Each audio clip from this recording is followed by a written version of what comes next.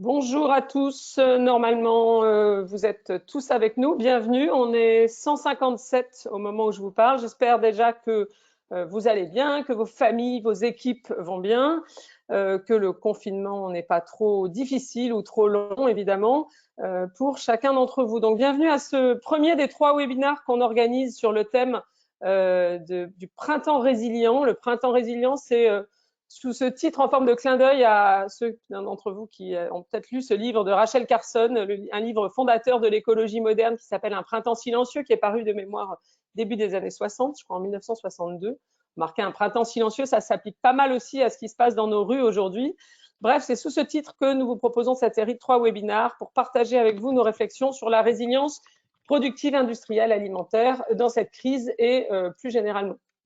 Alors, ceux qui nous connaissent bien depuis 27 ans savent qu'Utopie travaille beaucoup sur ce sujet de la relocalisation versus la mondialisation. C'est un thème de travail ancien chez nous, et notamment parce qu'il est à la convergence en fait de toute une série de sujets évidemment qui nous intéressent et vous aussi, sur le climat, les territoires, le lien social, la consommation engagée, etc.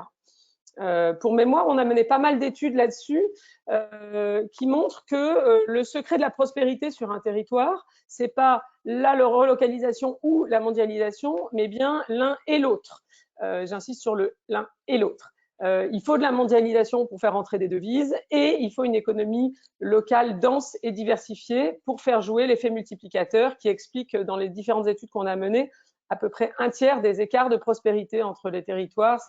On en reparlera, ce qu'on appelle nous l'effet flipper. Il faut que la bille rentre et ensuite il faut qu'elle puisse rebondir entre une diversité d'acteurs locaux pour que le score monte d'une certaine façon, le score de prospérité. Alors ce débat sur relocalisation, mondialisation, il est réactivé, vous l'avez vu, par la crise actuelle. La souveraineté, la relocalisation, on le voit en poupe. Beaucoup disent c'est avant tout ça qu'il va falloir retenir de cette crise et il est certain qu'il faut relocaliser certaines productions. On en reparlera aussi, mais certains d'entre vous avaient sans doute lu l'étude qu'on a publiée en 2017 sur l'autonomie alimentaire, celle qu'on a publiée un peu plus tard sur les villes fabricantes, qui montre en gros le faible taux d'autonomie de nos territoires sur toute une série de productions. Et dans ces deux études, on disait qu'il faut vraisemblablement relocaliser une partie de ce qu'on consomme, produire davantage localement ce qu'on consomme, peut-être par tranche de 10%. Vous savez qu'aux États-Unis, il y a ce mouvement qui s'appelle Shift 10%, qui dit exactement on relocalise déjà 10% et ça recrée du lien social, de l'emploi, etc. sur le territoire. Mais ce qui est en jeu aujourd'hui, nous semble-t-il, au-delà des questions d'autonomie, c'est vraiment ce qu'on a appelé la résilience productive, la résilience de nos systèmes industriels, leur capacité à faire face aux aléas, à absorber les chocs et à se réorganiser pour produire rapidement et localement tout ce qui viendrait à manquer. On l'a vu de manière très nette lors des premiers jours de la crise, évidemment, avec les masques, avec le gel hydroalcoolique, avec les respirateurs artificiels, avec maintenant aussi les blouses. Et donc, cette question-là de comment on va absorber les chocs et se réorganiser pour faire face aux pénuries potentielles, elle est essentielle dans la crise sanitaire que nous connaissons, dans la crise économique dans laquelle nous entrons, et probablement aussi demain dans la crise climatique et toute une série d'autres facteurs qui pourraient mener à des pénuries. Alors la conviction qu'on a, c'est que certes, on est dans une grande pause, la fameuse grande pause dont parlait Patrick Vivray, mais paradoxalement, du fait de l'urgence des situations, nous n'avons pas trop le temps de réfléchir pendant des mois pour se préparer à reconstruire plus tard. Nous, on croit beaucoup chez Utopie que le monde d'après, le fameux monde d'après, se construit en fait avec les solutions sobres, agiles et locales que les entreprises notamment mettent en œuvre ou peuvent mettre en œuvre dès aujourd'hui, et pas uniquement, évidemment, avec des plans de relance top-down à venir, qui certes sont importants vu les quantités d'argent qui sont représentées, mais il y a aussi, d'une certaine façon, du bottom-up à faire, des initiatives de terrain. On le voit beaucoup avec les citoyens, évidemment, et déjà avec les entreprises. Voilà, c'est pourquoi on a voulu engager le dialogue avec vous dès maintenant, sans attendre, sans se dire on va réfléchir en chambre, même si le confinement se prête pas mal à la réflexion en chambre. On ne va pas réfléchir en chambre pendant des mois et ensuite partager le fruit de nos réflexions. On a vraiment voulu partager ces réflexions maintenant autour de 3 dimensions de ce concept de résilience productive qu'on vous propose donc d'explorer dans 3 webinars et dans 3 projets collaboratifs qu'on lance dans le cadre de nos activités de think tank. Donc ce matin, le premier de ces webinars est consacré à la résilience alimentaire. Je vais passer la parole à Arnaud Florentin, qui est directeur associé chez Utopie. Je vous rappelle juste que vous pouvez en continu poser des questions dans le petit onglet questions qui se trouve sur votre droite. Et je cède la parole à Arnaud et je vais couper ma caméra pour que vous le voyez mieux. Bonjour à tous. Alors, j'espère qu'au niveau des slides, ça va bien circuler, parce que je crois que ça rame un petit peu, donc m'en voulez pas trop si c'est le cas.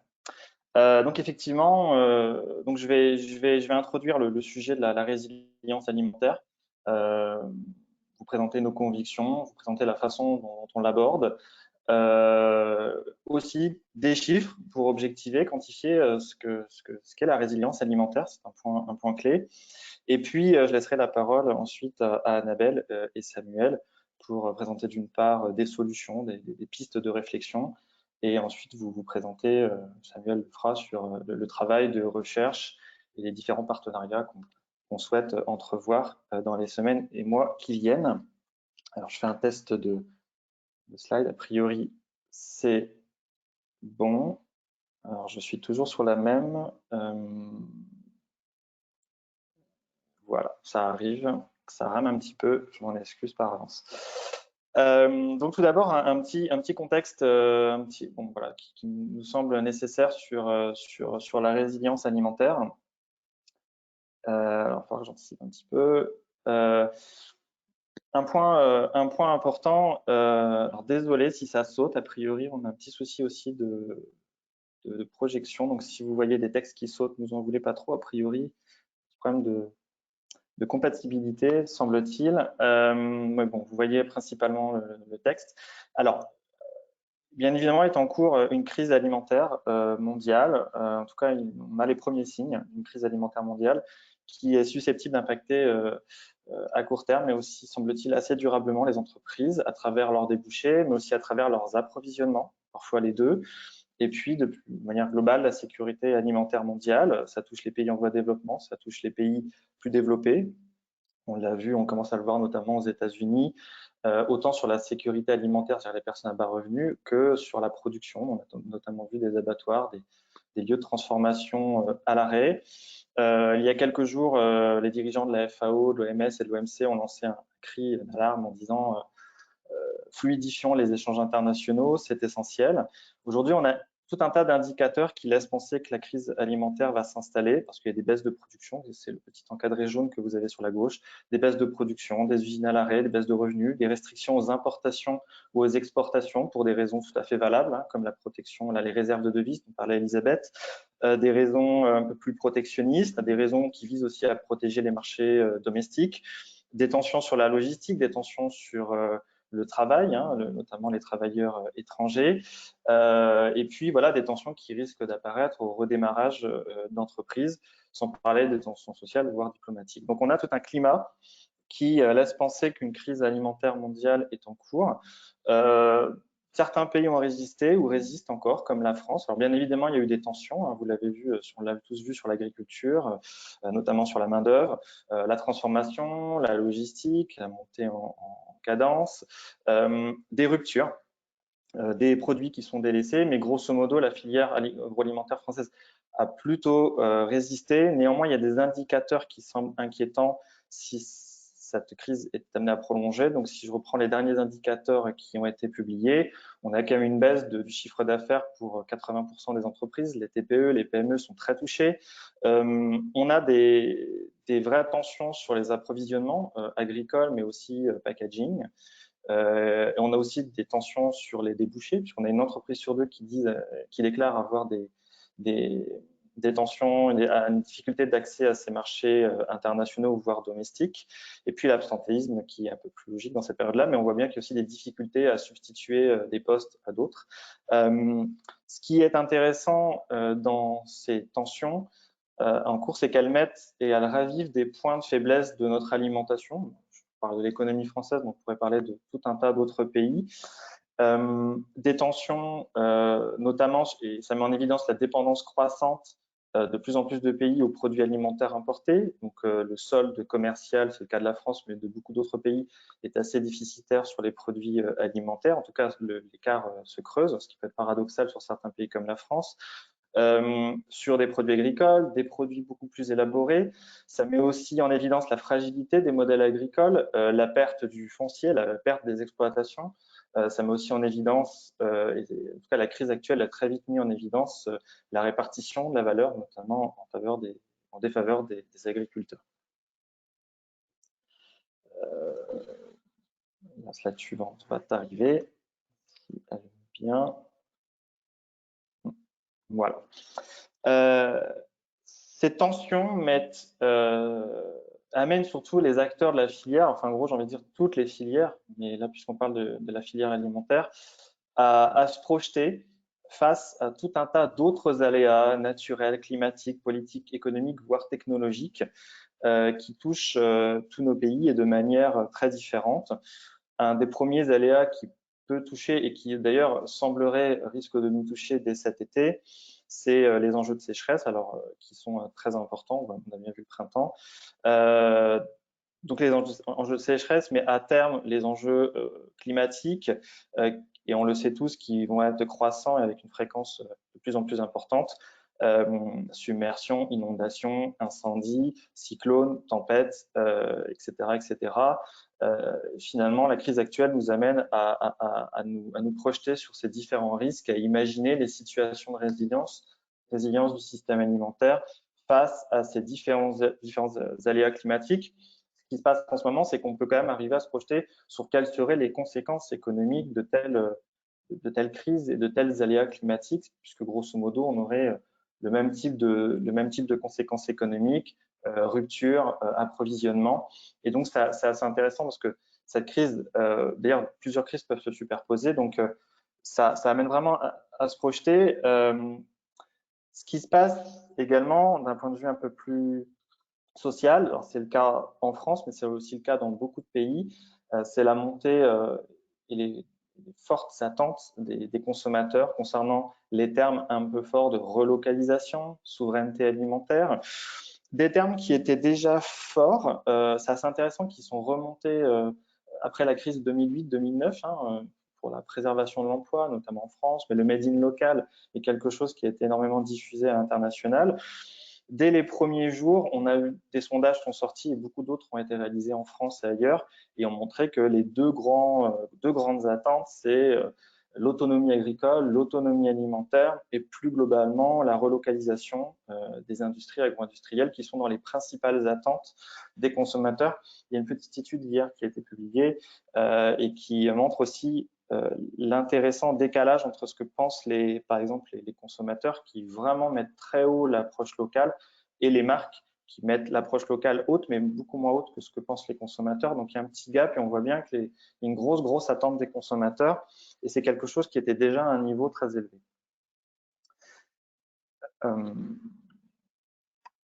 Le sujet du local, quelque chose, comme l'a rappelé Elisabeth, que l'on travaille chez Utopie depuis un certain nombre d'années.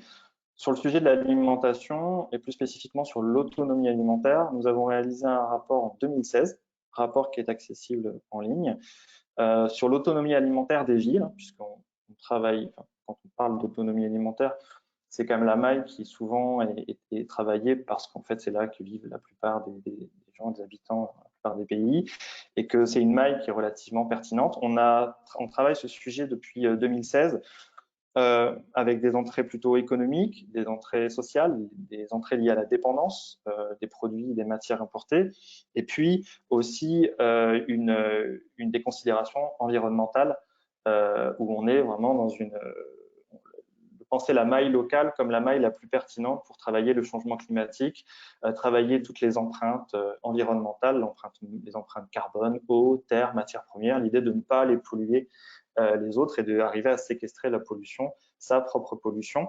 Donc, on a travaillé le sujet de l'autonomie alimentaire et dans ce rapport, il y a des résultats qui sont très intéressants. On a observé que sur les 100 premières aires urbaines françaises, donc une aire urbaine, c'est quand même l'espace, la couronne verte qui entoure les villes, On a un niveau d'autonomie alimentaire qui est très faible, 2,1%. Il y a 2,1% des produits agricoles qui composent nos assiettes, nos assiettes, donc ça vient du frigo, c'est pas aussi dans un restaurant, qui vient de champs et de fermes locales. C'est en moyenne 15 € par an et par habitant de produits agricoles locaux qui finalement finissent dans nos assiettes. C'est relativement peu. Et dans ce rapport, on donnait quelques pistes pour chercher à viser le 10-15%. D'ailleurs, les chercheurs, les différents chercheurs sont assez en phase avec nous sur le fait qu'il est très difficile de viser plus de 10 ou 15% d'autonomie. Et on y reviendra. L'idée n'est pas de viser l'autosuffisance alimentaire, c'est pas souhaitable, c'est pas réalisable, mais en tout cas, se donner cet objectif de 10% à la maille d'une aire urbaine semble assez pertinent parce que c'est aussi une forme de résilience et on y reviendra. Donc justement, on passe de l'autonomie à ce concept plus actuel qui est celui de la résilience. Par résilience, donc Elisabeth le rappelait, on parle vraiment, en faisant l'analogie avec ce que l'on trouve dans les écosystèmes naturels ou même de résilience psychologique, l'idée de la résilience alimentaire, c'est donc bien la capacité d'un pays ou d'un territoire. On peut travailler à n'importe quelle maille géographique face à une perturbation, en l'occurrence ici une perturbation sanitaire et des conséquences économiques. Donc sa capacité à assurer la sécurité alimentaire locale. Ce qu'on entend par là, c'est de manière très simple, être en capacité de produire rapidement, ça peut être moyen long terme, hein, tout dépend de la durée de la crise, et dans des quantités suffisantes, tout ce qui entre directement ou indirectement dans la consommation alimentaire locale, bien évidemment les produits agricoles, les produits transformés, mais aussi l'emballage, les intrants type engrais, les machines agricoles, industrielles, l'énergie, la logistique. Donc c'est la capacité à vraiment pouvoir répondre à cette demande locale. Si justement on fait l'analogie avec les écosystèmes naturels, il y a trois notions qui sont importantes. C'est la notion, c'est d'ailleurs les trois étapes de résistance, résister à un choc. Donc, en l'occurrence, c'est d'avoir des offres locales, des logiques de redondance, arriver à avoir en local des choses qui permettent de couvrir un minimum ce qui existe dans les chaînes de valeur internationales. La logique, donc c'est peut-être la première étape dans laquelle on était, la logique d'absorption, qui est plutôt la phase dans laquelle on commence à entrer, qui est celle où en fait on va vraiment chercher de plus en plus des stratégies alternatives, des collaborations, de l'ingéniosité pour compenser tout ce qu'on n'aurait pas en local. Et puis la phase de rétablissement pour mieux repartir et apprendre aussi de cette situation. Ce qui est assez intéressant, et c'est important, je pense, à avoir en tête, c'est pas la résilience alimentaire, c'est un état transitoire qui peut être plus ou moins long, hein, parce qu'en fait, ça dépend de la crise, où la maximisation des ressources locales, donc en gros les notions d'autonomie et d'autosuffisance dont on entend beaucoup parler, sont un moyen, mais pas forcément une fin en soi. C'est-à-dire, bien évidemment, il y a un gain d'autonomie a priori in fine, mais c'est d'abord d'absorber dans cette phase les pénuries et les ruptures d'approvisionnement. Voilà, après avoir défini cette notion de résilience, on voulait partager avec vous ce qui nous semble être important, donc 4 réflexions clés pour penser la résilience. Arnaud, je t'interromps juste une seconde. Il y a deux ou trois personnes qui demandent à ce qu'on définisse ce qu'on entend par local. Si tu peux peut-être le faire avant de passer à la suite. Alors, ce qui est assez intéressant, c'est que ça rejoint des débats et des sujets qu'on explore depuis plusieurs années. C'est quoi la notion de local? La notion de local, c'est quelque chose qui est à la fois subjectif.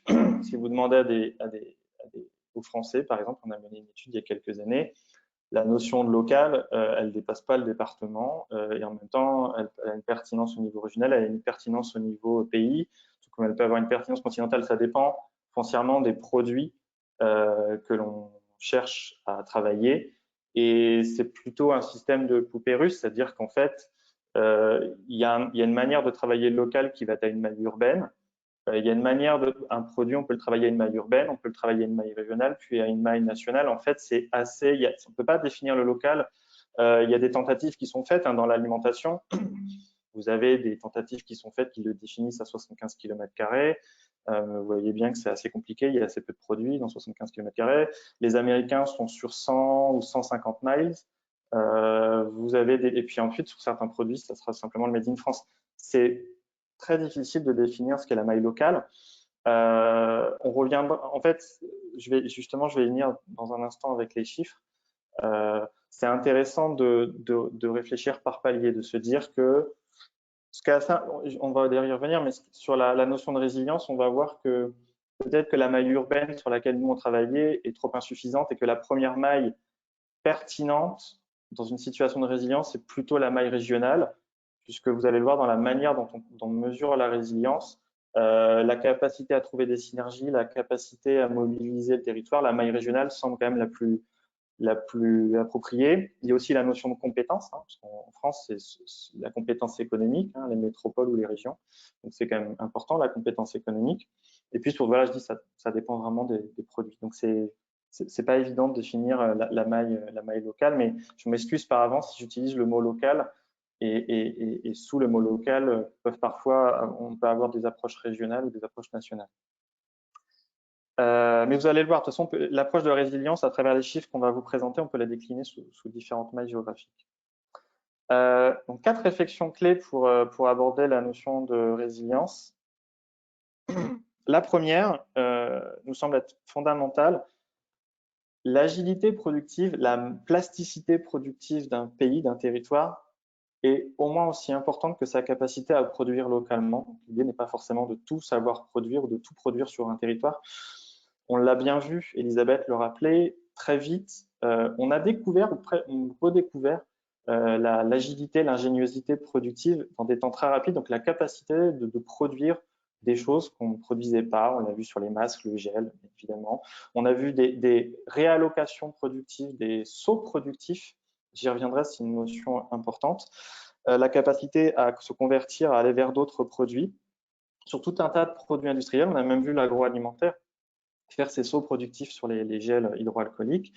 C'est un point important et cette notion de saut productif est presque aussi importante que de se dire, bah voilà, on sait les produire sur le territoire. C'est un mélange des deux et c'est, je pense, un des gros enseignements, que ce soit pour la filière alimentaire ou pour d'autres filières, de se dire qu'en situation de crise ou même au redémarrage, c'est un point important, on peut produire beaucoup de choses en s'appuyant sur et on y reviendra aussi avec Annabelle, sur des parentés productives, des proximités productives qu'on peut exploiter de manière ingénieuse, et on l'a vu que ça peut se faire de manière assez rapide.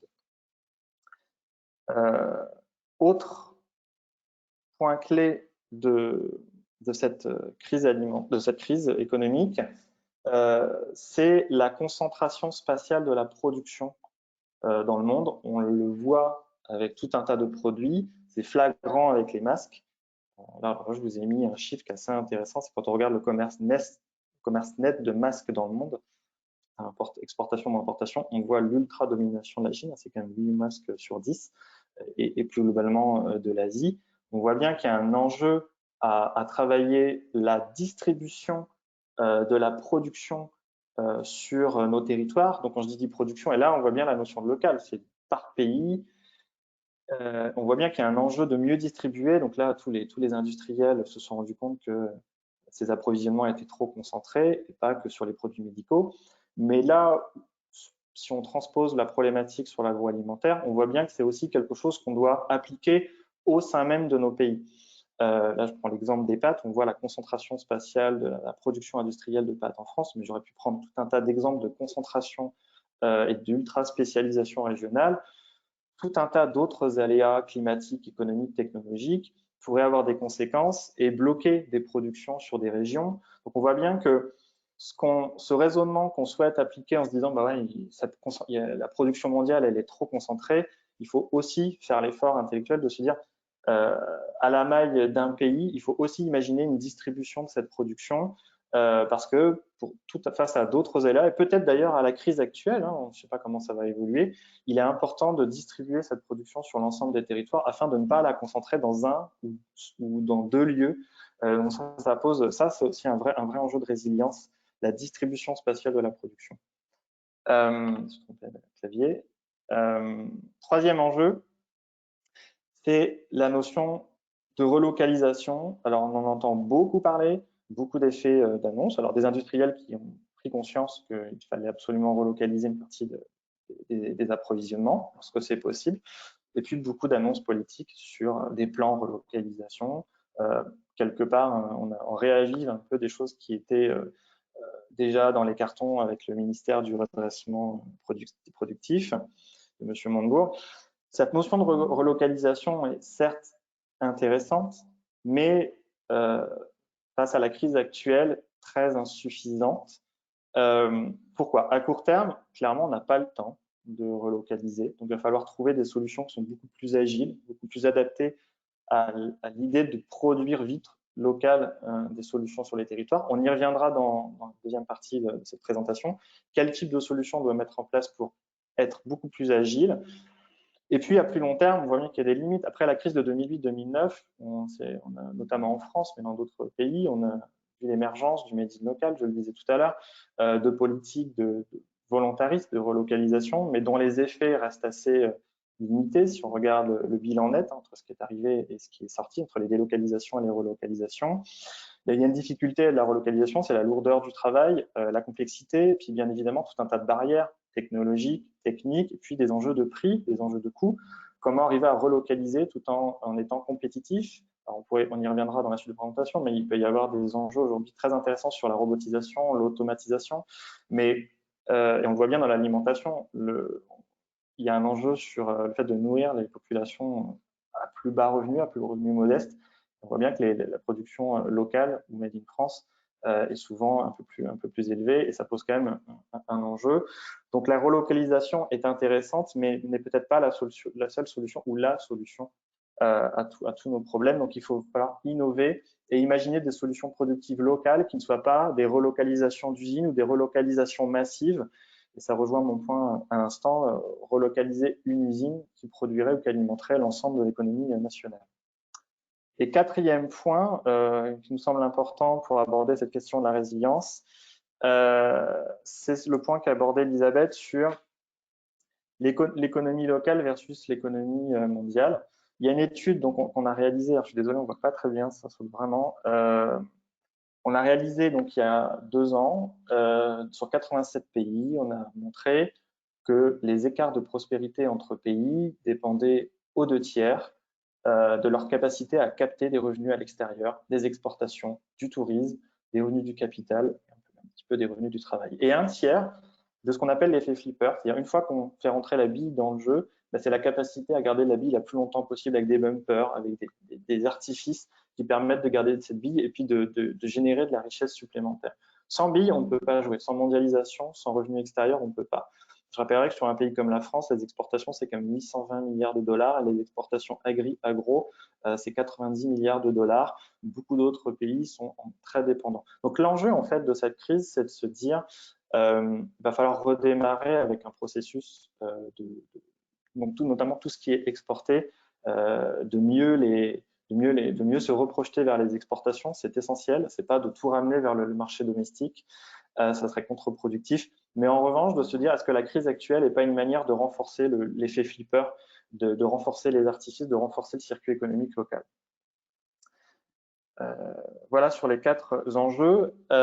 On a choisi parce que ça nous semble important dans la situation actuelle, d'arriver à mieux chiffrer ce qu'est la résilience. Donc, on a cherché à mesurer la résilience et donc pour ça, une fois qu'on l'a définie, on a cherché à la quantifier. Pour arriver à la quantifier, on a travaillé sur 2 notions importantes de la résilience. La première de ces notions, c'est la petite barre en bleu que vous voyez. Donc, c'est la capacité à avoir des offres locales suffisamment importantes sur le territoire. Ça me paraît logique. Donc, soit des offres qui sont déjà tournées vers le marché local, soit des offres qui sont tournées vers l'exportation. Dans quelle mesure on peut mobiliser des productions existantes pour répondre massivement à la demande locale. Il y a aussi un autre aspect qui est fondamental, dont je parlais à l'instant, c'est la notion de saut productif. C'est la capacité d'un territoire à réaliser des sauts productifs, à produire de nouvelles choses, on l'a vu à l'instant avec les masques, les gels et autres aspirateurs, à travers des parentés productives, donc c'est-à-dire des parentés, des proximités avec le mode de production, les machines, le savoir-faire, le capital humain, la manière, les intrants, enfin des choses qui sont qui font qu'on ait des activités qui soient suffisamment proches et qui permettent de produire de nouvelles choses. On a défini donc un seuil de résilience pour un certain nombre de produits dont je parlerai juste après. Et ce seuil de résilience est atteint si on a un secteur qui est suffisamment spécialisé et capable de compenser les importations. Donc, c'est vraiment les secteurs très forts. Donc ça, c'est la petite barre en bleu. La barre en verte, c'est ou alors on a suffisamment de secteurs qui sont capables de faire des sauts productifs, qui soient suffisamment robustes et capables de faire des sauts productifs, ou un mélange des deux.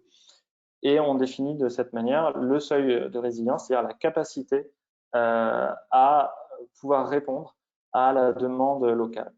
On a mesuré ce seuil de résilience sur un certain nombre de produits, 198 produits plus spécifiquement. Alors ça va venir, j'espère que ça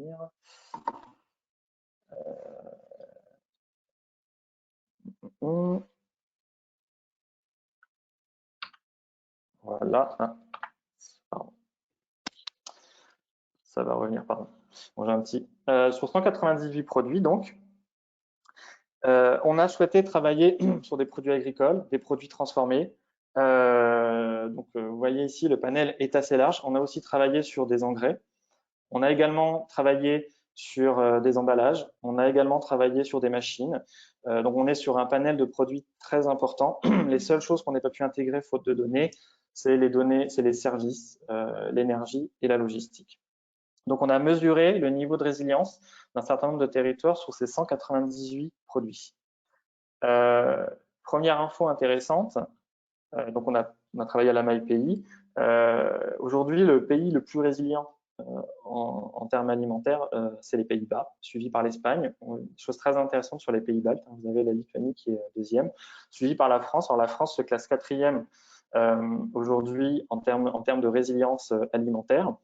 Le score de résilience, donc aujourd'hui, de la France est de 63%. Donc, dit autrement, la France est capable, à travers ses capacités productives ou sa capacité à faire des sauts productifs, à produire 63% des produits alimentaires et autres, donc à court terme, et autres emballages et autres machines dont je viens de parler.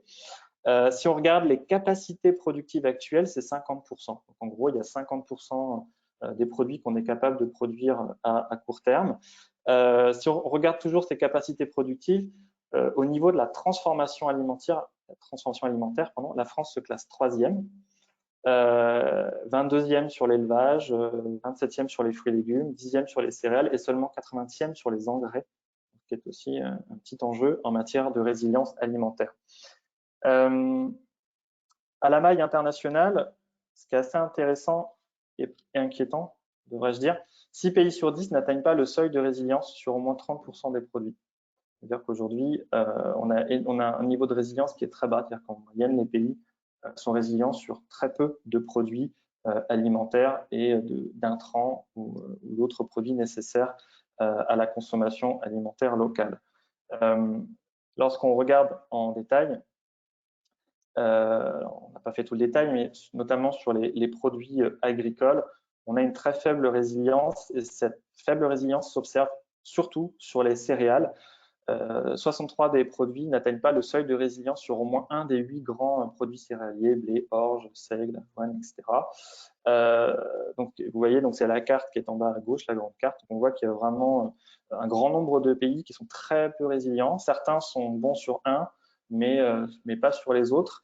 Et donc, on voit bien qu'il y a très peu de pays, d'ailleurs, avec un vert clair sur la carte en bas à gauche, qui, eux, arrivent à obtenir un minimum de résilience. Donc, je dirais que c'est sur les céréales aujourd'hui que le niveau de résilience c'est le plus inquiétant, mais c'est quelque chose qui est aussi inquiétant sur les fruits et légumes et l'élevage. Donc, c'est les deux cartes que vous avez sur la droite, où on a un niveau de résilience moyen qui ne dépasse pas les 30% à l'international. Donc, ça, c'est quand même un point très intéressant sur la crise alimentaire en cours et ce qui explique aujourd'hui les inquiétudes des organisations internationales sur la crise en cours.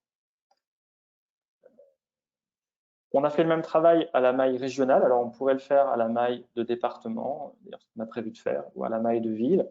Donc, c'est un travail qui est très intéressant à faire à différentes mailles. À la maille régionale, celle qui nous semblait intéressante, parce qu'en fait, c'est une maille qui est susceptible de pouvoir à la fois avoir une diversité d'offres existantes, mais aussi d'avoir suffisamment de synergie pour faire les sauts productifs dont je parlais à l'instant. À la maille régionale, c'est les Hauts-de-France qui se classent numéro 1 en termes de résilience. Mais si on regarde les capacités productives existantes, c'est la Bretagne. Grosso modo, vous avez 5 régions qui sont au-dessus des 60% de résilience. On voit bien que le score de résilience est quand même bas sur certaines régions, bien évidemment l'Île-de-France.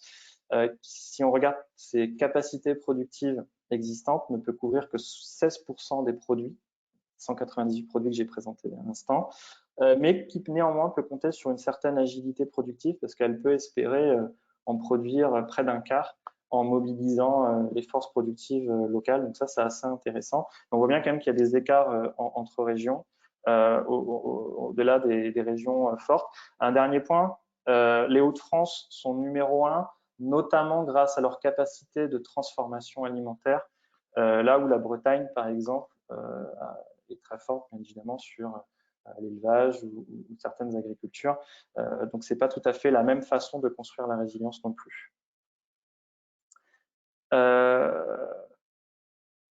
Quelles sont aujourd'hui les priorités en termes de résilience? Alors, on a fait un petit travail sur la France, mais on pourrait le faire sur tout un tas d'autres territoires ou pays. Quelles sont les priorités d'action et comment agir? Sur la résilience, et pour rebondir à ce que je disais tout à l'heure sur l'idée de bien spatialiser, bien distribuer la production sur l'ensemble des régions, on s'est donné comme objectif de, voilà, quelle est la bonne résilience? C'est d'avoir un maximum de régions. Alors, en l'occurrence, on travaille uniquement sur la région métropolitaine ici, qui performent sur les 2 scores. Donc, la capacité d'avoir une offre locale qui réponde à la demande locale, ce qui existe déjà, et la capacité du territoire à faire ce qu'on appelait les sauts productifs, à aller vers d'autres productions en partant de l'existant. On a illustré par les pâtes, vous verrez, c'est un exemple intéressant. On a travaillé donc sur les 198 produits. Donc vous voyez, il y a les 2 axes, la capacité à produire ce qu'on a et la capacité à faire des sauts. Et on a grosso modo cartographié l'ensemble des 198 produits. On voit que plus de 70% des produits ne sont pas capables, en tout cas, il n'y a pas suffisamment de sauts productifs. Et il y a à peu près 60% des produits qui sont vers le bas, c'est-à-dire sur lesquels la demande locale est insuffisante. Donc, grosso modo, ce qui est assez intéressant, c'est que vous avez les produits en vert qui pardon, un petit problème à la fin. Les produits en vert sur lesquels vous avez un enjeu de renforcer, de maintenir l'offre locale, puisque l'offre locale est plutôt bien présente sur l'ensemble des régions françaises. Et puis, ce sont, ce qui est en vert, des produits sur lesquels on peut exploiter, on peut avoir des synergies existantes, puisque en fait, on peut les produire avec d'autres produits existants et inversement, on peut aller vers d'autres productions. Donc, vous trouvez un grand nombre de produits forts de l'économie française, les yaourts, fromages, produits de boulangerie, glaces, charcuterie, etc., etc. Donc, vous les avez à l'écran. De la même façon, vous avez en haut à gauche les produits qui sont plutôt bien représentés, plutôt bien produits avec l'offre existante en France, mais sur lesquels il y a beaucoup moins de sauts productifs envisageables. Donc, c'est le cas de certains élevages, c'est le cas de certaines productions, pommes de terre, tomates. C'est le cas d'activités comme le blé, d'activités céréalières. En bas à droite, dans la partie jaune, vous avez des produits qui sont pas suffisamment présents sur les territoires, mais sur lesquels il existe des sauts productifs, des synergies, c'est-à-dire qu'on peut les produire avec d'autres produits. Donc là, c'est assez intéressant. Vous avez les bières, les sauces, j'y reviendrai à l'instant, certains emballages, certaines activités de jus, de confiserie. Et puis, en bas à gauche, vous avez des activités qui sont peu présentes sur les territoires et sur lesquelles il existe peu de sauts productifs. Et ce sont ces activités sur lesquelles il est plus urgent d'agir. Pour terminer là-dessus, en gros, on a 4 types de priorités en matière de résilience. Je vous ai mis 4 exemples.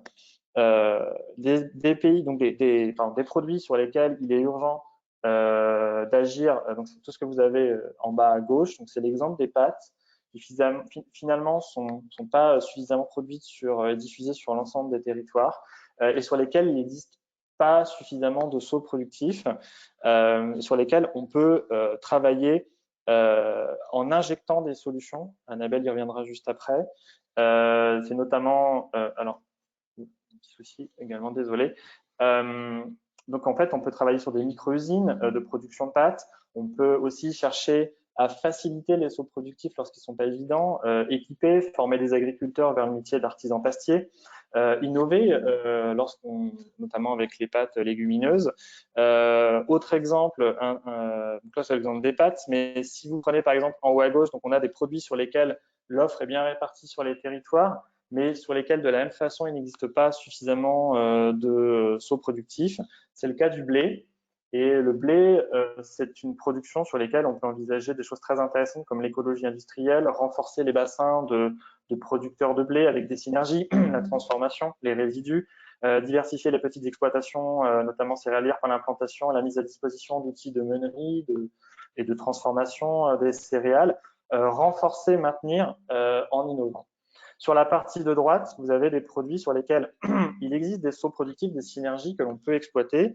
En haut à gauche, vous avez notamment le cas des yaourts, où vous avez des activités qui sont très présentes sur les territoires et sur lesquelles il existe notamment pas mal de synergies de sauts productifs. Donc on peut diversifier notamment les producteurs de lait en travaillant sur les micro-crèmeries, travailler des systèmes de conditionnement à la ferme, imaginer des sauts productifs autour de la cosmétique, des soupes, des oxydes de calcium, des eaux sucrées. Enfin, ça, c'est tout un tas de proximités qu'on observait dans nos résultats.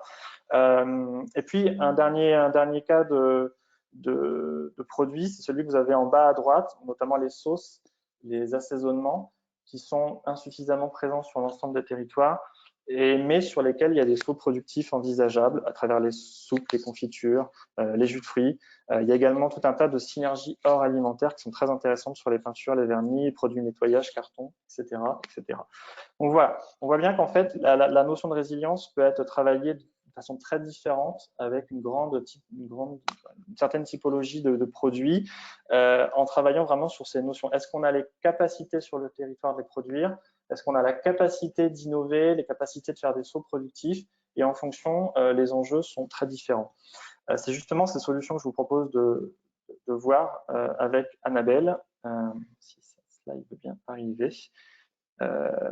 Voilà. Sur comment booster la résilience alimentaire locale, comment finalement trouver des solutions à ces grands enjeux. Voilà, je vous remercie.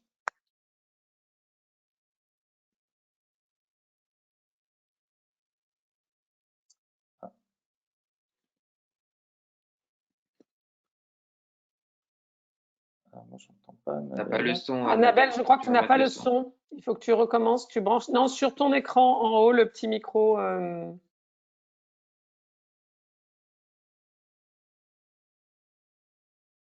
Est-ce que vous m'entendez mieux là? Parfaitement bien cette fois. Moi, c'est le micro qui, excusez-moi, qui fait des siennes. Je disais merci Arnaud pour ce constat et puis pour donc les deux grandes approches, hein, si on résume, pour booster la résilience alimentaire locale, c'est renforcer l'offre locale quand elle est là et puis imaginer toutes les synergies productives pour combler en fait les trous dans la raquette, soit en termes de filière, soit carrément de production locale qui n'existe pas.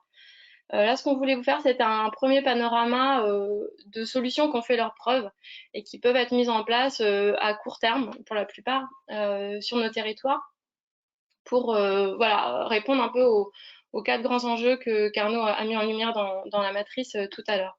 Le premier point, je voulais revenir sur le concept de parenté productive que nous présentait Arnaud. Donc là, vous avez l'exemple de la glace, hein, c'était pour vous mettre en appétit après l'essai sur les pâtes, donc qui est le produit en fait qui présente le plus de parenté productive avec soit d'autres produits alimentaires, soit avec carrément d'autres secteurs industriels. Donc on peut imaginer produire de la glace en mobilisant les capacités industrielles d'autres secteurs et d'autres filières, et à l'inverse de mutualiser les équipements et les compétences qui sont aujourd'hui mobilisés pour la glace à d'autres fins.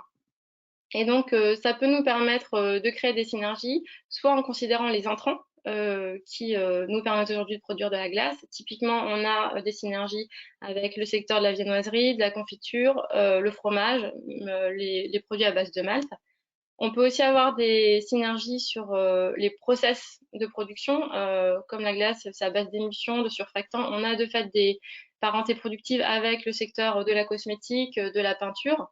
Et puis, on a évidemment des impondérables qui sont toutes les capacités pour développer le packaging, et puis des éléments en fait des chaînes industrielles à base d'aluminium ou de tubes plastiques. Donc, en regardant soit au sein d'une même filière, soit à l'échelle d'un territoire, quelles sont les synergies productives entre industries, ça peut se faire à l'échelle d'un groupe, ça peut se faire à l'échelle d'un territoire. On peut vraiment imaginer d'aller chercher d'autres secteurs et d'autres productions. Un autre exemple pour imaginer, là encore, de créer à partir d'une ressource locale, typiquement on parlait du blé, des synergies qui permettent de produire d'autres substances, d'autres matières premières qui vont participer au développement d'autres filières sur le territoire. On a les dynamiques d'écologie industrielle. Donc là, on a l'exemple d'un site de 160 hectares qui a été installé au nord de Reims dans l'optique de créer des débouchés dès le début à des grandes cultures qui sont la betterave et le blé. Donc l'idée, c'est pas forcément là de repenser la planification foncière, c'est de se dire avec des cultures locales, comment j'imagine les synergies à l'échelle d'un bassin industriel pour véritablement diversifier la production. Donc l'idée là, c'était vraiment de mutualiser évidemment des services de recherche, mais aussi mutualiser les flux. Donc là, on a en fait un complexe, on a une industrie sucrière, du stockage de blé, de la distillerie, une fabrique de glucose. Enfin bon, on a à peu près une dizaine d'exploitations qui mutualisent l'eau, la gestion des effluents, la séquestration de CO2 et puis l'énergie. Et donc l'idée, c'est que les produits et les coproduits d'une des usines sont les intrants de l'autre. Et donc on a véritablement plein de synergies qui sont mises en place et qui permettent de répondre à de la production agroalimentaire, de la production cosmétique, de la production d'alcool, voire de biocarburants. Donc ça, c'est des dynamiques qui sont de fait un peu plus longues à mettre en place parce qu'il faut qu'elles soient anticipées. Donc c'est vraiment le lien entre la planification industrielle et la capacité de nos territoires à justement rebondir sur de nouvelles filières. Mais ce sont évidemment des synergies qu'il faut penser et qui sont extrêmement vertueuses. Un dernier exemple sur les synergies qu'on peut imaginer sur un territoire donné, c'est de provoquer les sauts productifs, même quand ils ne sont pas a priori envisageables, avec les ressources qu'on a en local. Donc là, on a un exemple en fait d'une technologie, je crois canadienne, qui a mis au point en fait une solution pour recréer le cycle du phosphore. Donc c'est-à-dire qu'on sait que c'est aujourd'hui un produit essentiel pour l'agriculture. Arnaud parlait tout à l'heure des engrais qui étaient un des points clés qui allait manquer demain sur nos territoires. Donc l'idée, c'est d'extraire en fait le phosphore des eaux usées en centrale de traitement et puis de le valoriser sous forme de cristal qui va en fait se diffuser au niveau des racines et qui va éviter l'eutrophisation des sols. Donc c'est une technologie qui a été reconnue par la Fondation Ellen MacArthur et qui a aussi fait ses preuves. Autre exemple d'économie circulaire, peut-être plus simple, mais à visée plus sociale, c'est ce qu'a fait l'association Disco Soup en montant Rebelle, qui est une chaîne de production de confitures qui sont valorisées à partir on va dire des rebuts, donc de tous les fruits et légumes. Donc ça représente à peu près quand même 45% de la production annuelle. Des rebuts parce qu'ils sont trop petits, qui n'ont pas une belle forme, qui commencent à être déjà trop mûrs, qui sont valorisés sous forme de confiture, avec en fait le double objectif de valoriser des invendus et puis de créer de l'emploi local, puisqu'on a évidemment toutes ces dynamiques d'économie circulaire qui sont aussi à penser en termes de retour à l'emploi de certaines populations précaires et puis d'attractivité des emplois du secteur agroalimentaire qui sont aussi un sujet qu'on continuera à explorer plus tard. Donc là, je vous ai fait un panorama en fait des façons de boucler les boucles quand on a des choses en local. Après, il faut aussi imaginer de nouvelles façons de produire. Donc, si on prend en fait l'ensemble des maillons sur un territoire, on peut partir de la maille ferme. Donc, il y a évidemment plein de questions qui sont soulevées sur les enjeux de planification agricole, de réduction du foncier, de concilier les politiques d'aménagement et les politiques agricoles. On ne va pas forcément revenir sur ce débat-là. Là, ce qu'on voulait vous montrer, c'était qu'on peut imaginer des nouvelles façons de produire. Donc là, on arrive plutôt sur la deuxième approche qui était comment on crée des synergies intelligentes et comment on effectue les sauts productifs avec de nouveaux modèles économiques. Là, en l'occurrence, sur la question des fermes, on a vu émerger les solutions d'hydroponie depuis plusieurs années. Ce qui est intéressant, c'est quand la solution de production agricole, elle est au plus près du lieu de distribution. Donc, c'est l'exemple de Bright Farms qui a installé donc de la culture hydroponique sur le toit des supermarchés.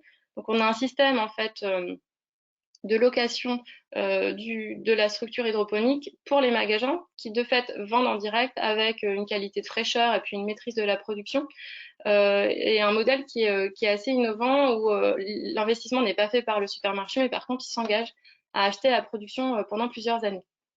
On a aussi Panasonic avec le déploiement du vertical farming, donc là qui ouvre aussi des questions sur comment le digital, le 4.0, peut demain faire évoluer l'agriculture en intégrant de plus en plus d'électronique et d'intelligence, où là ils arrivent aujourd'hui à produire plus de 9 tonnes par an essentiellement de légumes frais dans une tour qui fait à peine, je crois, 1000 mètres carrés. Autre exemple, c'est l'aquaculture où on a l'émergence de plusieurs modèles de production qu'on appelle régénératifs, où la ferme se donne aussi l'objectif de séquestrer, de compenser du carbone.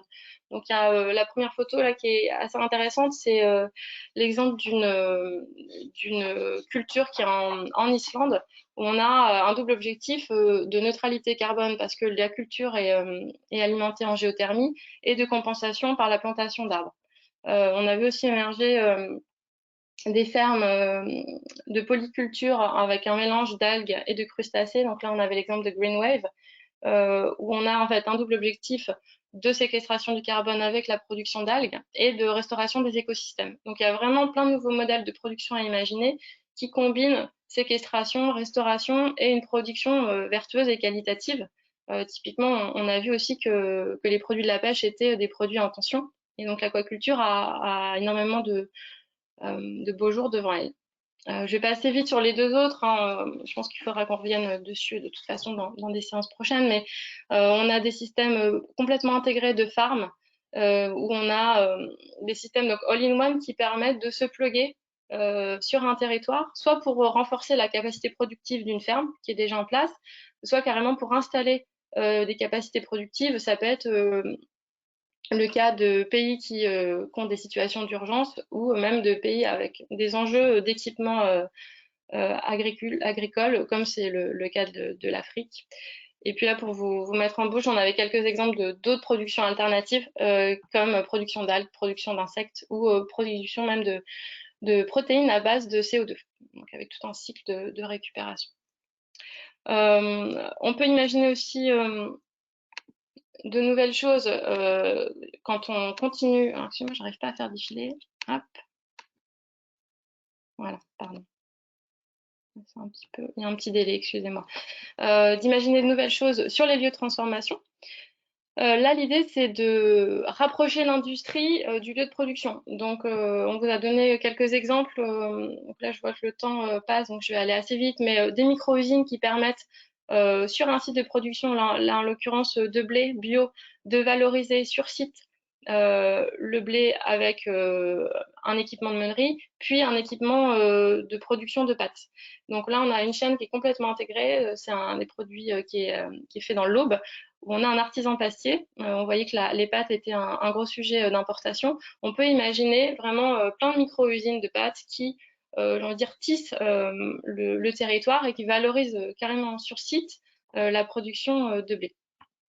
Autre exemple d'outils industriels alternatifs, c'est les usines mobiles. Là, on a l'exemple de Modulab qui est un système d'abattoir mobile. On sait que les abattoirs, c'est aussi très structurant sur la géographie notamment de l'élevage, et qu'on a de grosses tensions sur les abattoirs en ce moment, là, les solutions mobiles, elles permettent encore de transformer sur le lieu d'élevage, avec en plus toute une prise en compte de la souffrance animale, et puis une valorisation de productions qui sont beaucoup plus petites, qui permettent à des éleveurs d'accéder plus rapidement à l'outil de transformation. On peut imaginer aussi des usines alimentaires en container. Donc là, c'est un exemple qui a été développé en Afrique, où on a en fait un système mobile de production qui peut être production de lait, production de conserve, production d'eau, qui tient en quelques mètres carrés et qui permet d'équiper rapidement un site agricole avec une capacité de production et de transformation sur site. On peut aussi imaginer de mutualiser l'outil productif. Là, on avait l'exemple d'une entreprise lyonnaise qui a développé toute une gamme alimentaires végétariennes, qui en fait avait besoin de diversifier sa ligne industrielle, et plutôt que de construire son usine, a amené ses équipes dans l'usine d'un partenaire local avec qui elle a pu mutualiser une partie des lignes, et elle a pu ainsi diversifier sa production, ce qui était vraiment la condition pour qu'elle puisse continuer à développer sa gamme. Et puis, dernier exemple d'approche innovante, c'est Foodworks, qui a été développé à Brooklyn, qui est là et un labo d'incubation pour soutenir l'entrepreneuriat, parce qu'il y a énormément de choses à imaginer dans l'alimentation de demain, moins carbonée, peut-être avec des protéines plus végétales. Et il y a aussi un enjeu à booster les entrepreneurs pour qu'ils imaginent et qu'ils puissent porter de nouvelles offres. Donc, c'est ce que fait cet incubateur à Brooklyn.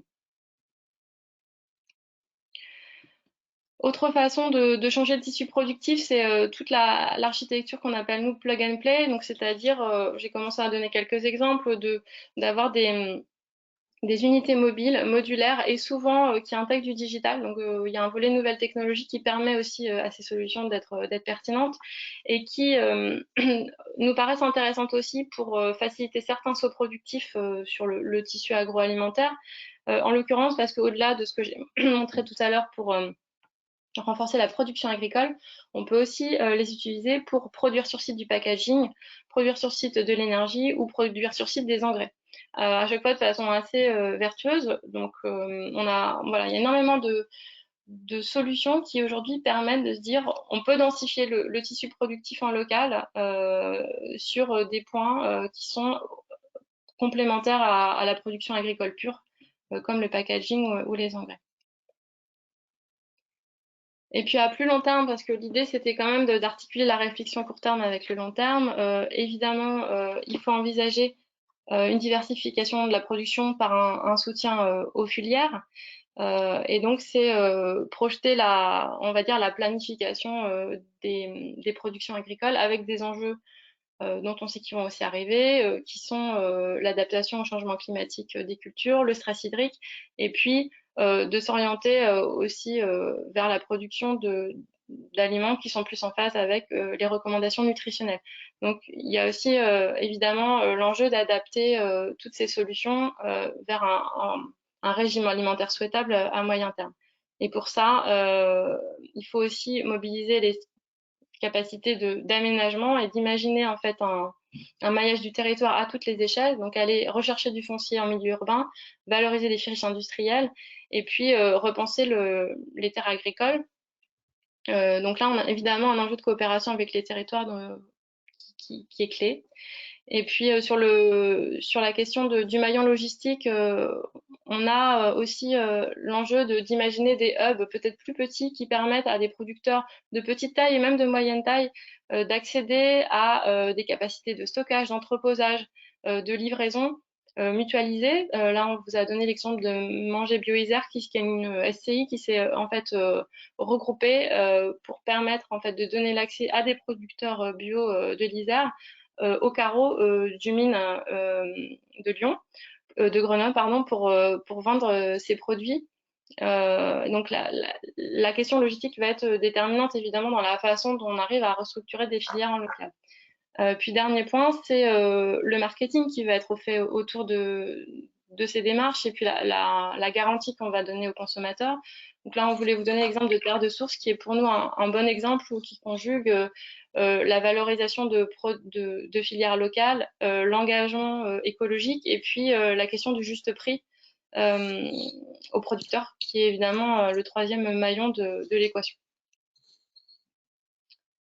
Je vais laisser donner la parole à Elisabeth pour ouvrir sur les opportunités puis les questions que soulève César. Merci Annabelle. Terre de Source, qui est d'ailleurs aussi un client d'Utopie, il faut le dire. Alors c'est toi qui gardes la main sur les slides parce que très rapidement, en fait, tout ce qu'on vient de vous présenter, ça a plein de questions pour les entreprises et c'est vraiment le prisme, ce que j'essayais de dire là dans les réponses écrites aux questions. Le prisme qu'on a pris là, c'est qu'est-ce que peuvent faire les entreprises de tout ça, qu'est-ce qu'on peut faire du côté de la production, étant entendu qu'il y a aussi pas mal de choses, et certains d'entre vous l'ont précisé dans les questions, pas mal de choses à faire du côté de la consommation. Et en clair, quand on regarde tout ce dont on vient de vous parler, on s'aperçoit qu'il y a énormément de modèles économiques possibles, nouveaux à explorer pour les acteurs de la filière, des différentes filières, pour les entreprises de l'agroalimentaire, etc. Il y a des modèles économiques du côté de la production. Alors, j'ai pas le temps de les détailler là, mais il y a pas mal de choses. Des réseaux de micro-producteurs qui sont en franchise avec une marque ombrelle et en fait des producteurs locaux produisant selon les mêmes standards, des réseaux de micro-producteurs sous contrat. Donc, il y a vraiment plein de choses différentes, des modèles économiques liés aux services, soit en système de location. Annabelle évoquait les abattoirs mobiles qui vont des unités mobiles qui apportent une solution directement sur le site de production, par exemple, des plateformes collaboratives, évidemment, qui permettent d'avoir un processus de co-création pour la conception des produits et ensuite des micro-usines pour la production, des prestataires, des prestations de services sous forme de plateformes digitales qui font de la mise en relation B2C ou B2B, évidemment de la verticalisation de l'offre, donc de l'intégration de filières agricoles ou agroalimentaires, et évidemment des modèles économiques aussi autour de l'investissement, soit avec des fonds d'investissement local, du soutien de l'entrepreneuriat, soit avec des investissements mutualisés entre plusieurs entreprises qui font partie d'une même chaîne ou sur un territoire, etc. Donc il y a vraiment beaucoup, et ça peut être aussi d'ailleurs, ça peut aussi des investissements mutualisés entre un territoire et une entreprise ou un groupe d'entreprises. Voilà, donc ça c'est la première série de questions qui se posent et qu'on souhaite explorer. Et évidemment, il y a d'autres questions qui sont sur la slide suivante, si on peut la passer, merci, qui sont quel rôle jouent dans tout ça toutes les solutions liées à ce qu'on appelle souvent la 4e révolution industrielle, donc les plateformes digitales, les fermes verticales, même les Fab Labs, l'impression alimentaire 3D. Enfin, il y a beaucoup de choses dont on entend parler et dont on voit que ça peut potentiellement trouver une place dans cette résilience productive alimentaire locale, mais ça reste évidemment à explorer.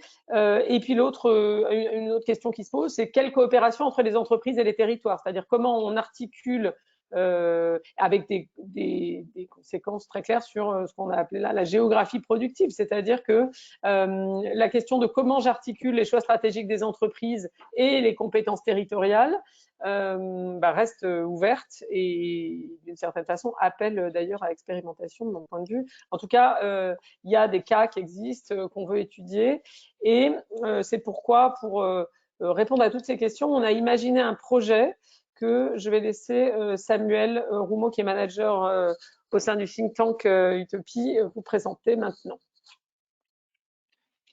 Oui, vous l'aurez compris, ce sujet de la résilience alimentaire nous anime très fort chez Utopie, et on ne souhaite pas en rester là avec ce webinaire. Dans la lignée des travaux de 2016 sur l'autonomie alimentaire des villes, on souhaite porter un projet d'étude sur cette question de la résilience alimentaire. Ce projet d'étude, on ne souhaite pas le porter seul, on souhaite vous proposer de le porter avec nous sous forme de multi-partenariat. En fait, on y voit plusieurs avantages. On souhaite vous proposer de rejoindre un comité de pilotage au sein duquel on pourrait retrouver un certain nombre d'acteurs évidemment de la filière agroalimentaire, donc de la production en passant par la transformation jusqu'à la grande distribution ou la restauration collective, mais aussi au-delà, on peut imaginer que des acteurs du secteur banque, assurance, transport, logistique travaillent aussi avec nous sur le sujet. Ça vous permettra d'avoir accès à l'ensemble des données qu'on a commencé à produire pour ce webinaire et qu'on va poursuivre par la suite. On pourra intégrer évidemment vos enjeux business dans ces réflexions, donc pour avoir une problématisation plus située. Ça vous permettra aussi de rencontrer avec nous les porteurs de solutions qu'on va aller interroger pour mieux comprendre la façon dont on peut adresser tous les enjeux qu'on a évoqués aujourd'hui autour de la résilience alimentaire. Et évidemment, ça vous permet de contribuer à nos côtés à une publication qui aura une forte valeur ajoutée, évidemment, pour les acteurs du secteur, mais aussi pour le débat public. Et on va essayer de faire en sorte que ce projet d'étude, ce projet de recherche et développement soit aussi très activable à l'échelle de votre entreprise, parce qu'on a imaginé des formats d'ateliers pour approfondir le sujet avec vos équipes et des formats de recommandations qui pourraient nous aider à préfigurer des expérimentations très concrètes au niveau local. Donc, on a ce projet d'étude dans les cartons dont on a estimé le coût à peu près à 100 000 euros. Donc, on est à la recherche en ce moment de 5 à 6, 7, pourquoi pas, partenaires qui souhaiteraient embarquer avec nous sur ce sujet-là dans le cadre du think tank Utopie. Donc, n'hésitez pas à nous écrire si ça vous intéresse de poursuivre la réflexion de ce webinaire avec nous dans le cadre de ce projet d'étude. Et en termes de timing, c'est la slide suivante normalement, on va essayer d'avancer assez vite puisqu'on va rassembler les partenaires là dans le courant du mois de mai. Nous, on va de toute façon commencer à travailler sur la production de l'étude et l'idée, c'est de sortir ça assez rapidement pour soumettre ces résultats au débat public. Voilà, donc n'hésitez pas à revenir vers nous si ça vous intéresse d'aller plus loin. Et comme on vous l'avait promis, on va prendre quelques petites questions pour ceux qui ont la possibilité de rester avec nous jusqu'à 11 heures. On vous propose de prendre 3 ou 4 questions et on répondra aux suivantes par mail dans la mesure du possible. Et moi, j'avais notamment noté une des questions qui est revenue chez plusieurs participants. C'est celle finalement du coût de la production locale. Est-ce que ça va coûter plus cher? Comment est-ce qu'on organise cette production locale? Comment est-ce qu'on fait en sorte que ça ne repose pas exclusivement sur le consommateur? Donc, on a vu que Carrefour hier avait fait des annonces sur une hausse des prix annoncée d'environ 20% sur les fruits et légumes.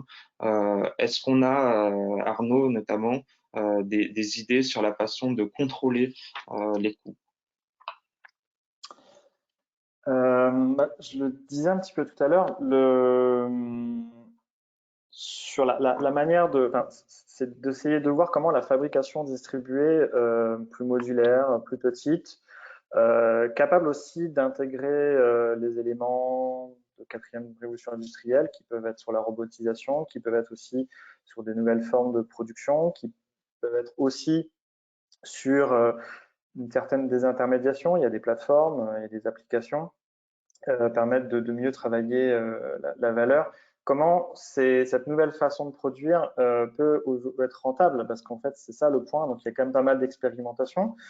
Il y a des exemples dans ce qui a été montré, il y a des exemples qui n'ont pas trop réussi, il y en a qui réussissent. Donc, il y a aussi beaucoup d'expérimentation aujourd'hui sur la capacité d'arriver à maintenir les coûts.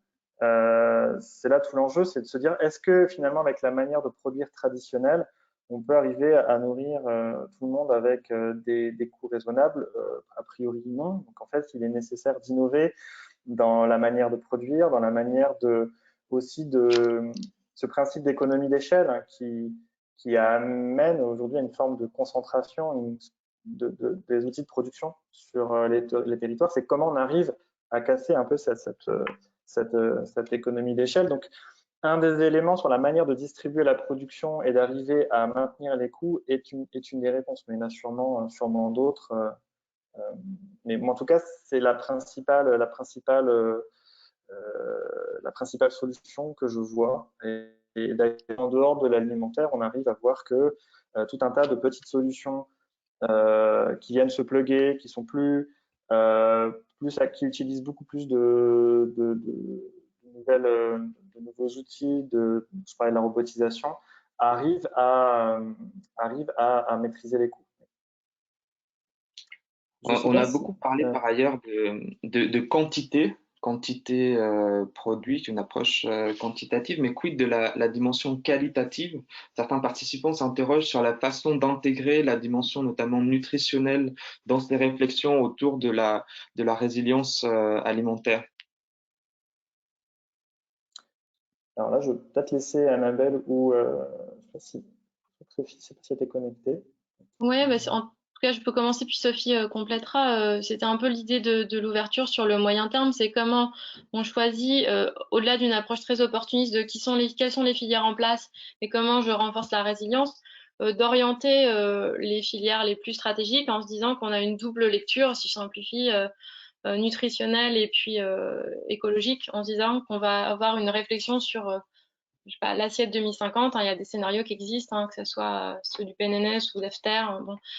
Et puis de se dire qu'il y a une espèce de tangente qu'on essaye de prendre. Après, l'idée, c'était pas d'être dans la planification pure et dure, mais c'est en tout cas d'avoir toujours en tête, quand on met en place des solutions rapides pour renforcer la résilience productive, d'avoir aussi une vision moyen terme de quelles sont les filières qu'on met en place et quelles sont au final les habitudes nutritionnelles qu'on va prendre.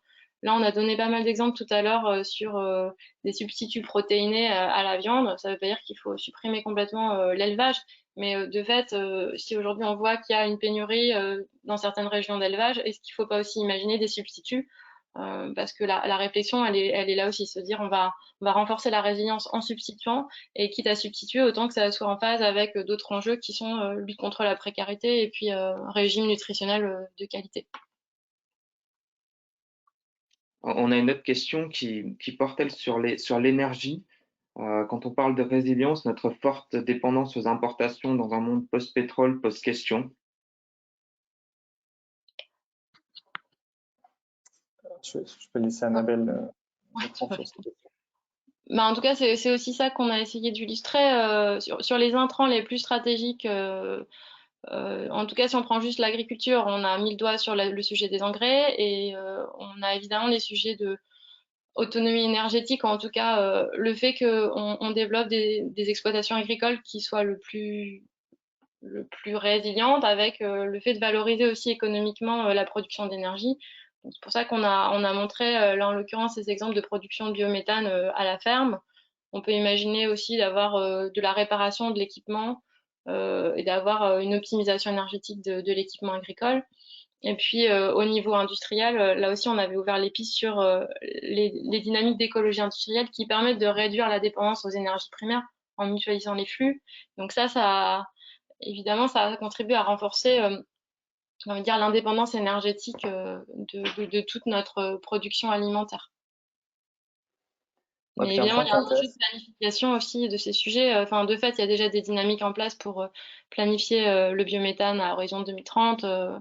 Donc c'est là aussi que la question se pose de comment on a un maillage. C'est la même question que sur la géographie productive tout à l'heure, de petites unités autonomes qui sont compensées par peut-être des boucles à l'échelle des bassins de production ou de sites industriels, et puis une approche plus territoriale, là qui est la planification des réseaux électriques et de gaz en l'occurrence, et comment ces échelles se parlent et font en sorte qu'on réduit progressivement nos importations énergétiques.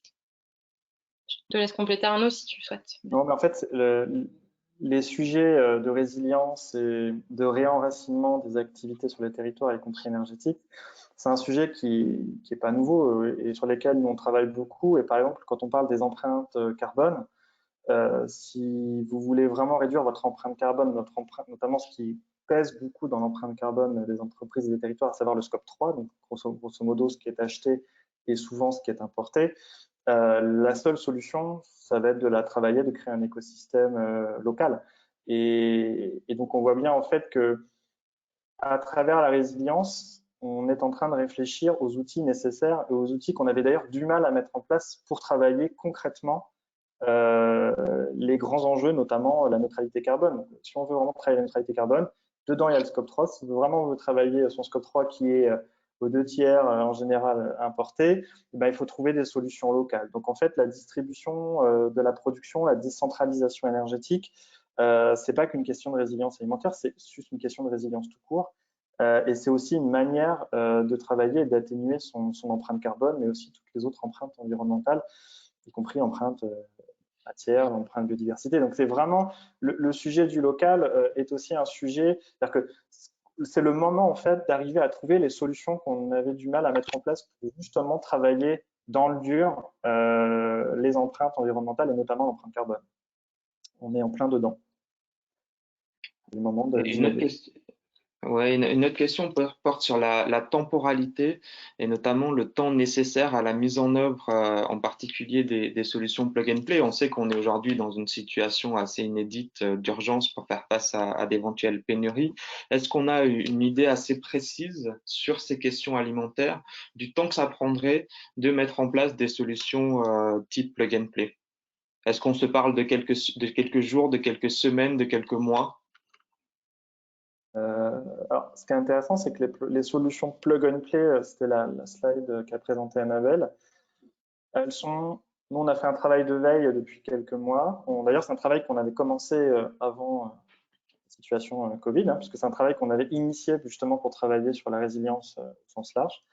Et lorsqu'on regarde les solutions plug and play, à 80%, c'est des solutions en conteneurs. Ce qui est assez intéressant dans le conteneur, alors les conteneurs, il y en a, j'ai plus le chiffre en tête, mais on l'avait calculé, et notamment, je crois qu'au monde, il y a 15 millions de conteneurs inutilisés. Et c'est des solutions qui sont hyper rapides à développer. Il y a d'ailleurs des sociétés spécialisées là-dedans, dans l'aménagement. Et donc, c'est des choses qu'on peut très vite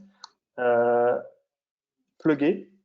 Et donc, il y a à la fois le temps de production, le temps de design et le temps d'aménagement et la manière de plugger ça sur un site industriel, une exploitation agricole, une rue. En fait, ça va très vite dans la manière de le produire et ça va très vite dans la manière de plugger et de l'implanter. Et c'est quelque chose qui peut aller très vite, de quelques semaines à quelques mois, de quelques semaines, parce que d'abord, il existe un nombre de solutions très, très important. Un exemple, dans la santé, vous avez plein de sociétés qui font justement des solutions plug and play. Ces sociétés se sont très vite adaptées à la crise sanitaire pour développer des solutions de plug and play dans les hôpitaux. Vous en avez plein, vous allez sur Internet, vous en avez plein. Et elles sont opérationnelles aujourd'hui. C'est-à-dire qu'il y a des conteneurs, ça prend différentes formes, qui viennent se plugger dans les hôpitaux aux États-Unis, dans les pays en voie de développement, c'est quelque chose qui s'est développé assez vite. Et c'est d'ailleurs un truc qui est très intéressant parce que c'est très inspiré de ce que font les militaires. Lorsqu'ils arrivent, il y a une notion un très déploiement rapide. Et il y a beaucoup de startups aujourd'hui que l'on pourrait mobiliser.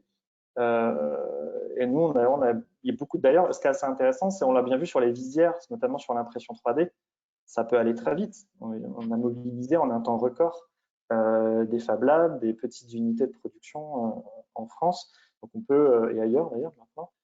Donc c'est vraiment quelque chose qui est très intéressant, c'est que ça peut aller très très vite. Et c'est d'ailleurs pour ça qu'on défend la vision plug and play, qui va pas résoudre tous les problèmes, mais qui au moins permet dans la temporalité d'être beaucoup plus efficace et beaucoup plus rapide que cette notion de relocalisation d'usines. Et il y a vraiment, vraiment beaucoup de solutions qui existent dans tous les domaines. Et il faut vraiment les exploiter, il faut vraiment les utiliser. Enfin, c'est l'objet du prochain webinaire. Ouais, j'en profite justement pour faire le lien parce que le temps file et qu'on a largement débordé le temps imparti pour vous annoncer qu'on a un deuxième webinar jeudi prochain à 9h30, même heure, sur justement ces solutions plug and play pour qu'on explore ensemble la façon d'aller au-delà de la relocalisation. Donc, on vous invite évidemment chaleureusement à suivre ce prochain webinar. On va s'arrêter là pour aujourd'hui. N'hésitez pas à revenir vers vous si vous avez d'autres questions. On essaiera dans la mesure du possible d'y répondre par mail. Et au nom de toute l'équipe Utopie, je vous souhaite une très bonne journée. À très bientôt. Merci de nous avoir suivis.